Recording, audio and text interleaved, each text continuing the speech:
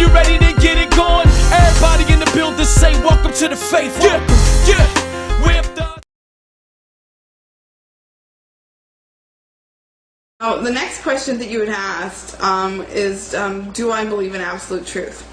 For many things, I do not believe that there is one answer that fits for all things. For example, morality and ethics. Again, the relativism just shines through in a statement like that.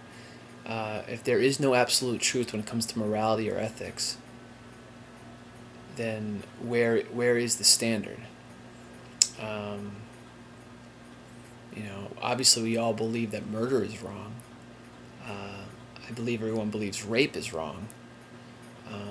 So I think deep down we know that there are some inherent truths that we should follow. And I think that's a given throughout humankind, even though sometimes we might not act on that. So I think there are absolute truths when it comes to morality. I think it's hard to say otherwise. I think there's a difference between there is absolute truth and people wanting to follow absolute truth. And that's where I think we have a problem, because once again, that would cause us to have to follow a certain code of conduct that sometimes would be uncomfortable for us.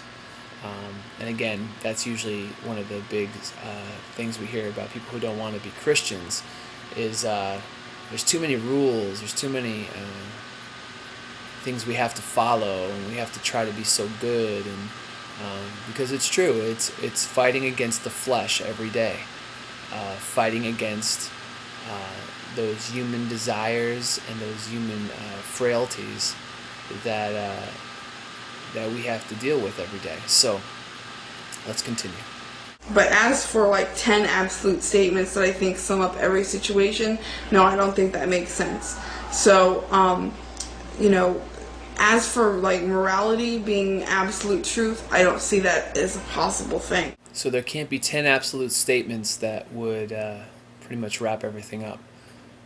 If you look at the 10 commandments, they're pretty good. Don't kill anybody.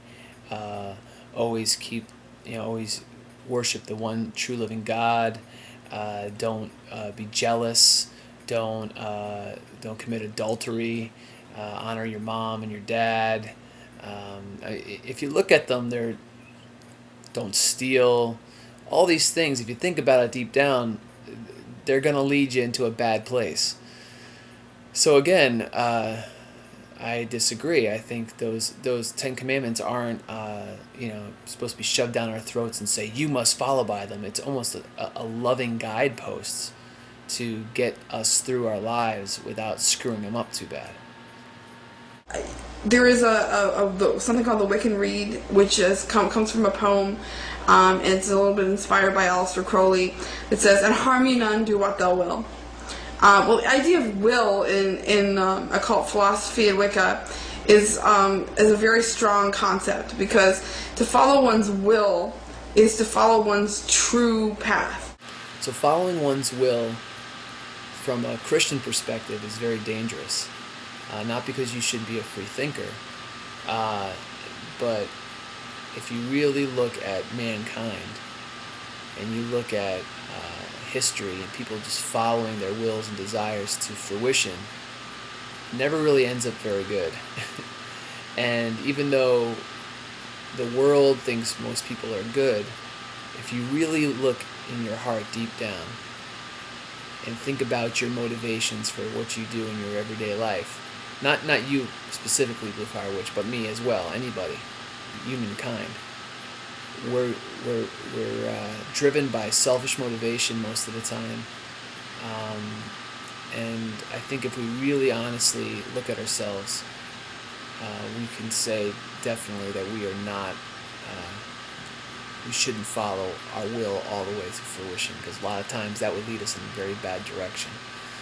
So again, that's interesting that Wicca and paganism want you to go full out, and as long as you're technically not hurting anybody, but that's a whole nother story. There's things that we do to ourselves every day that have repercussions for other people. but let's keep going. So as for, punishment in the Wiccan religion, that's more of a reciprocal energy thing. If you are negative in your life, then you might carry some of that over to your next life. If you are extremely negative to other people, you're going to get extreme negativity in return. That's just that can be witnessed and seen. Is that an absolute statement? Obviously, I can't say that it's absolutely true, but I have witnessed that. I've seen it happen. So in this last statement, again, there's no punishment from the gods that you worship. It's just reciprocal from the energy you send out to other people. So what is there a need of God in this situation? God doesn't pass any judgment. You can kind of believe in whatever you want about the gods that you believe in. It doesn't have to be exactly like your friend. You can believe it exactly the way you want to believe it. There's no strict moral adherence except try not to hurt other people. So it's pretty free. It's pretty relative, and from what I see, except of course you want to worship God who created everything. But other than that, there really is no need for God in from what I see Wiccan and pagan religions. So again, I'm not trying to say any of these things to be rude, but I'm just trying to strike a contrast, show contrast from what Christians believe and what Wiccans believe, and why I have problems, or I think there are problems with some of the arguments that Wiccans make. Blue Fire Witch, Anastasia, if I can call you that, I'd love to hear what you have to say. And of course, everybody else's comments are welcome as well. Thanks.